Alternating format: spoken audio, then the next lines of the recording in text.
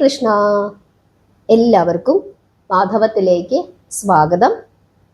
2026 March 24 ചൊവ്വാഴ്ച, മീനമാസത്തിലെ ഷഷ്ടിയാണ്.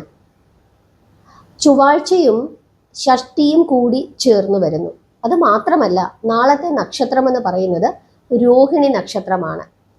ഷഷ്ടി തിഥി ആരംഭിക്കുന്നത് 2026 March മാസം 23-ാം തീയതി വൈകുന്നേരം 6:38 മുതൽ 24-ാം തീയതി വൈകുന്നേരം 4:07 വരെയാണ്. അതുകൊണ്ട് നാളെയാണ് 24-ാം തീയതിയാണ് നമ്മൾ ഷഷ്ടിയായി ആചരിക്കുന്നത്.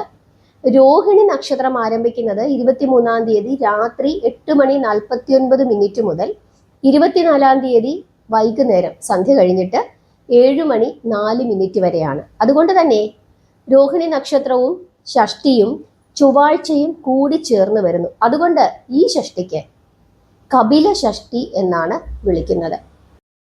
ഈ ദിവസം, അതായത് ഷഷ്ടിയും ചൊവ്വാഴ്ചയും രോഹിണി നക്ഷത്രവും കൂടി ചേർന്ന് വരുന്ന ഈ ദിവസം മഹാദേവൻ സുബ്രഹ്മണ്യ ഭജനം നടത്തി എന്നാണ് വിശ്വാസം. അതുകൊണ്ട് തന്നെ ഈ ദിവസം നമ്മൾ വ്രതമെടുത്തോ അല്ലാതെയോ ഭഗവാനെ പ്രാർത്ഥിച്ചു കഴിഞ്ഞാൽ ശിവഭഗവാന്റെയും സുബ്രഹ്മണ്യ സ്വാമിയുടെയും അനുഗ്രഹം ലഭിക്കുന്നു എന്നാണ് വിശ്വാസം. അതുകൊണ്ടാണ് ഈ ഷഷ്ടിക്ക് വളരെയധികം പ്രാധാന്യം ഉണ്ടാകുന്നത്. കപില ഷഷ്ടി എന്നാണ് ഈ ഷഷ്ടിക്ക് പറയുന്നത്. ഷഷ്ടിവ്രതം ആരൊക്കെ എടുക്കണം എന്നുള്ള സംശയം സാധാരണ ഉണ്ടാകാറുണ്ട്. സാധാരണ ഒരു തെറ്റിദ്ധാരണയാണ് സ്ത്രീകളാണ് ഷഷ്ടിവ്രതം എടുക്കുന്നത്, കുട്ടികൾക്ക് വേണ്ടിയിട്ടാണ് എന്ന ചിന്തയുമൊക്കെയുണ്ട്. ശരിയാണ്, സ്ത്രീകൾക്ക് എടുക്കാം, കുട്ടികൾക്ക് വേണ്ടിയിട്ടും എടുക്കാം. പക്ഷേ നമ്മുടെ കുട്ടികൾക്ക് എന്തെങ്കിലുമൊക്കെ ദോഷമുണ്ടാകുന്നത് എപ്പോഴാണ്? നമ്മുടെ ദോഷം കൊണ്ട് നമ്മുടെ കുട്ടികൾക്ക് ദോഷമുണ്ടാകാം, നമ്മുടെ കുടുംബ ദോഷം കൊണ്ട് കുട്ടികൾക്ക് ദോഷമുണ്ടാകാം, നമ്മുടെ പൂർവികര് ചെയ്തു പോയ തെറ്റുകൾ കൊണ്ട് നമ്മുടെ കുട്ടികൾക്ക് ദോഷമുണ്ടാകാം. ഇങ്ങനെ പല വിധത്തിലുള്ള കാരണങ്ങൾ കൊണ്ട് നമ്മുടെ കുട്ടികൾക്ക് ദോഷമുണ്ടാകാം. ഇവിടെ നമ്മൾ ഷഷ്ടിവ്രതം എടുത്ത് പ്രാർത്ഥിക്കുന്നവർക്ക് അവരുടെ കുട്ടികൾക്ക് ഐശ്വര്യം ഉണ്ടാകുന്നതിൻ്റെ യഥാർത്ഥമായ കാരണം ഈ കുടുംബദോഷങ്ങൾ അല്ലെങ്കിൽ മുൻജന്മദോഷങ്ങൾ ഇതൊക്കെ മാറുന്നത് കൊണ്ടാണ്. അത് പക്ഷേ നമ്മൾ അറിയുന്നില്ല എന്ന് മാത്രമേ ഉള്ളൂ. എന്തുകൊണ്ടാണ് ഇങ്ങനെ സംഭവിക്കുന്നത്? ഈ സംഭവത്തിന്റെ, അതായത് കുട്ടികൾക്ക് നല്ല കാലം ഉണ്ടാകുന്നത്, അവർക്ക് ഐശ്വര്യം ഉണ്ടാകുന്നതിന്റെ പുറകിലുള്ള കാരണം നമ്മൾ അവർക്ക് വേണ്ടിയിട്ടാണ് ഷഷ്ടിവ്രതം എടുക്കുന്നതെങ്കിലും ശരിക്കും ദോഷങ്ങൾ മാറുന്നത് നമ്മുടെ തന്നെയാണ്. നമ്മുടെ കുടുംബത്തിന്റെ ദോഷങ്ങൾ, നമ്മുടെ പൂർവികർ ചെയ്തു വെച്ച പാപങ്ങൾ, അതിന് പരിഹാരമുണ്ടാകുന്നു. നമ്മൾ ചെയ്തു പോയ പാപങ്ങൾക്ക് പരിഹാരമുണ്ടാകുന്നു. അതുകൊണ്ടാണ്, അതിൻ്റെ ഫലമായിട്ടാണ് നമ്മുടെ കുഞ്ഞുങ്ങൾക്ക് ഐശ്വര്യം ഉണ്ടാകുന്നത്. അതുകൊണ്ട് തന്നെ നമ്മുടെ കുടുംബദോഷങ്ങൾ മാറുന്നതിന്, രോഗദുരിതങ്ങൾ മാറുന്നതിന്, മുൻജന്മ ദോഷങ്ങൾ മാറുന്നതിന്, കുടുംബ സംബന്ധമായിട്ടുള്ള ദോഷങ്ങൾ മാറുന്നതിന്, തലയിലെഴുത്ത് പോലെയുള്ള, നമ്മൾ പറയും തലയിലെഴുത്ത് പിഴച്ചു പോയി എന്ന് പറയും, അങ്ങനെയുള്ള ദോഷങ്ങൾ മാറുന്നതിന്, ഇങ്ങനെയൊക്കെയുള്ള ദോഷങ്ങൾ മാറുന്നതിന്, രോഗങ്ങൾ മാറുന്നതിന്, ജാതക ദോഷങ്ങൾ മാറുന്നതിന്, വിവാഹ ജീവിതത്തിൽ ഉണ്ടായിരിക്കുന്ന ബുദ്ധിമുട്ടുകൾ അത് മാറുന്നതിന്, നല്ല വിവാഹം ലഭിക്കാതിരിക്കുന്ന അവസ്ഥ ഉണ്ടാകുമ്പോൾ അതിന് ഒരു പരിഹാരം ഉണ്ടാകുന്നതിന്, ജോലി ലഭിക്കുന്നതിന് വേണ്ടിയിട്ട്, അങ്ങനെ എല്ലാ വിധത്തിലുള്ള പ്രശ്നങ്ങളിൽ നിന്നും നമുക്ക് ഒരു മോചനം ലഭിക്കുന്നതിന് വേണ്ടിയിട്ടാണ് നമ്മൾ ഷഷ്ടിവ്രതം എടുക്കുന്നത്. ഷഷ്ടിവ്രതം എടുക്കുമ്പോൾ നമ്മുടെ ഈ ദോഷങ്ങളൊക്കെ മാറുകയും നമുക്കൊരു നല്ല കാലം ഉണ്ടാവുകയുമാണ് ചെയ്യുന്നത്. അതുകൊണ്ട് തന്നെ ഷഷ്ടിവ്രതം ദോഷപരിഹാരത്തിന് വേണ്ടി എടുക്കുന്ന ഒരു വ്രതമാണ്. അക്കാര്യമാണ് നമ്മൾ പ്രത്യേകമായിട്ട് ശ്രദ്ധിക്കാനുള്ളത്. ഈ ഷഷ്ടി എന്ന് പറയുന്നത് വളരെ പ്രധാനപ്പെട്ട ഷഷ്ടിയാണ്. സുബ്രഹ്മണ്യ സ്വാമി എന്ന് പറയുന്നത് ചൊവ്വാഗ്രഹത്തിന്റെ അധിപനാണ്. അതുകൊണ്ട് തന്നെ ചൊവ്വാഴ്ച വന്നിരിക്കുന്നു. ചൊവ്വാഴ്ചയും കൂടി ചേർന്ന് വന്നിരിക്കുന്നത് കൊണ്ട് ഈ ഷഷ്ടിക്ക് വളരെയധികം പ്രാധാന്യമുണ്ട്. പിന്നെ രോഹിണി നക്ഷത്രം വന്നിരിക്കുന്നു. അതുകൊണ്ട് തന്നെ വലിയ പ്രാധാന്യമാണ് ഈ ഷഷ്ടിക്കുള്ളത്. അതുകൊണ്ടാണ് ഇതെല്ലാം കൂടി ചേർന്ന് വന്നതുകൊണ്ടാണ് ഈ ഷഷ്ടിക്ക്, ഈ മീനമാസത്തിലെ ഈ ഷഷ്ടിക്ക് കപില ഷഷ്ടി എന്ന് പറയുന്നത്. അതുകൊണ്ട് വലിയ പ്രാധാന്യമാണ്. ഇനി സാധാരണ ഒരു സംശയം തോന്നും, നമ്മൾ ഏകാദശി എടുക്കുമ്പോൾ പാരണ വീടുന്നതിന് ഓരോ സ്ഥലങ്ങളിലും ഓരോ സമയങ്ങൾ നമ്മൾ പറയാറുണ്ട്. പക്ഷേ അതുപോലെ പ്രത്യേകിച്ചൊരു സമയം ഷഷ്ടിക്കില്ല. നിങ്ങൾ ഇന്നാണ് ഷഷ്ടിയെങ്കിൽ നാളെ രാവിലെ എഴുന്നേറ്റ് നമ്മൾ കുളിച്ച് വിളക്ക് തെളിയിച്ച് നാമം ജപിച്ച് പ്രാർത്ഥിച്ച് തീർത്ഥം സേവിച്ച് നമ്മുടെ ആ ഒരു വ്രതം അവസാനിപ്പിക്കണം. ഉച്ച സമയത്തിന് മുമ്പ് വ്രതം അവസാനിപ്പിക്കണം. അതാണ് പ്രധാനമായിട്ടും നമ്മൾ ചെയ്യേണ്ടത്. രാവിലെ തന്നെ വ്രതം അവസാനിപ്പിക്കുന്നതാണ് ഏറ്റവും ഉത്തമം. എന്തെങ്കിലും സാഹചര്യത്തിൽ അല്പം നീണ്ടുപോയാൽ 12 മണിക്ക് മുമ്പ് അവസാനിപ്പിക്കണം.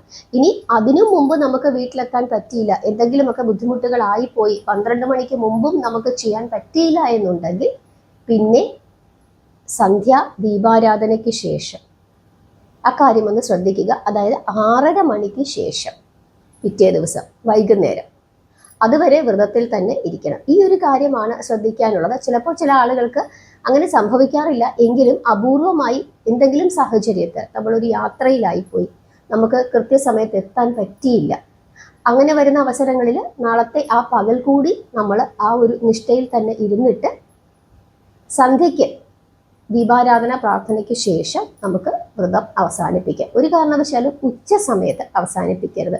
ഒന്നുകിൽ ഉച്ചയ്ക്ക് മുമ്പോ അല്ലെങ്കിൽ സന്ധ്യാപ്രാർത്ഥനയ്ക്ക് ശേഷമോ. നമ്മൾ പ്രദോഷമൊക്കെ അവസാനിപ്പിക്കുമല്ലോ, അതുപോലെ അങ്ങനെ ചെയ്യാൻ പാടുള്ളൂ. അക്കാര്യമാണ് പ്രത്യേകമായിട്ട് ശ്രദ്ധിക്കാനുള്ളത്. ഓം ശരവണഭവായ നമ എന്ന നാമം, ആ മൂലമന്ത്രം നാളത്തെ ദിവസം നിരന്തരം എല്ലാവരും ജപിച്ചുകൊണ്ടിരിക്കുക. സുബ്രഹ്മണ്യ സ്വാമി ക്ഷേത്രത്തിലും ശിവക്ഷേത്രത്തിലും ദർശനം നടത്താനായിട്ട് ശ്രദ്ധിക്കുക.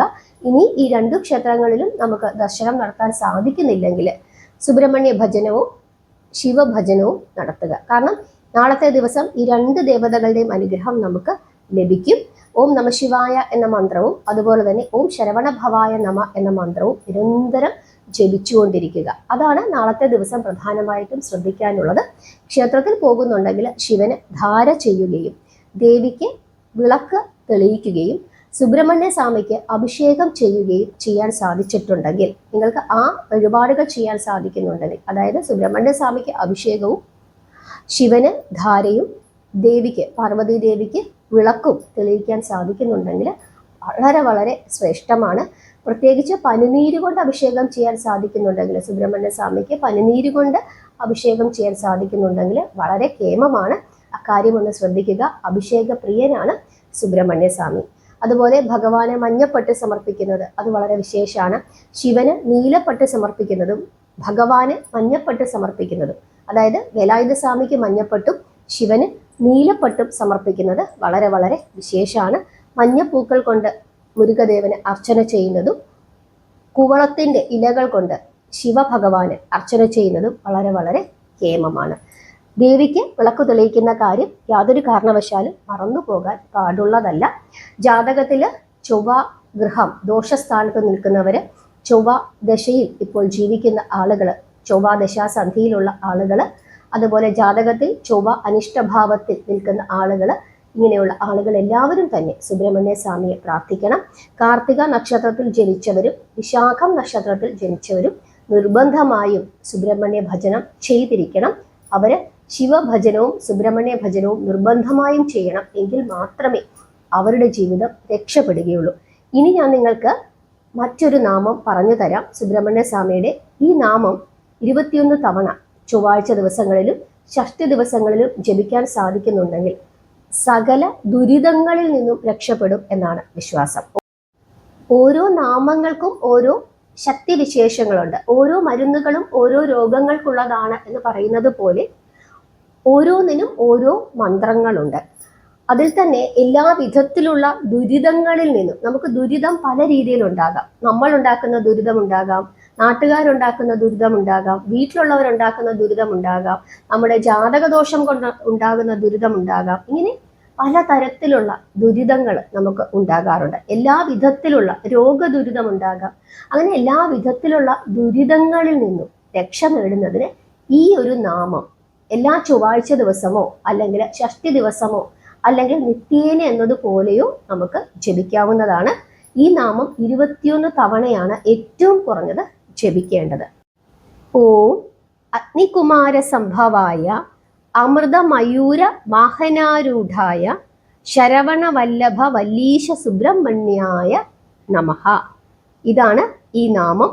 ഓം അഗ്നികുമാര സംഭവായ അമൃതമയൂര വാഹനാരൂഢായ ശരവണ സംഭവ വല്ലീശ സുബ്രഹ്മണ്യായ നമഃ. ഈ നാമം ഏറ്റവും കുറഞ്ഞത് 21 തവണയെങ്കിലും ജപിക്കുക. ക്ഷേത്രത്തിൽ പോയിരുന്ന് ജപിക്കാൻ സാധിക്കുന്നുണ്ടെങ്കിൽ ശ്രേഷ്ഠം, അല്ലെങ്കിൽ വീട്ടിലിരുന്ന് ജപിക്കുക. വ്രതം എടുത്താലും ഇല്ലെങ്കിലും ഈ നാമം എല്ലാ ദിവസവും എന്നതുപോലെ നമ്മുടെ ജീവിതത്തിൻ്റെ ഒരു ഭാഗമാക്കുക. തീർച്ചയായിട്ടും ഭഗവാന്റെ അനുഗ്രഹം എല്ലാവർക്കും ഉണ്ടാകും. നാളത്തെ ദിവസത്തെ പ്രാധാന്യം എല്ലാവർക്കും മനസ്സിലായി എന്ന് വിശ്വസിക്കുന്നു. നാമം ജപിക്കുക, പ്രാർത്ഥിക്കുക. ഹരേ കൃഷ്ണ.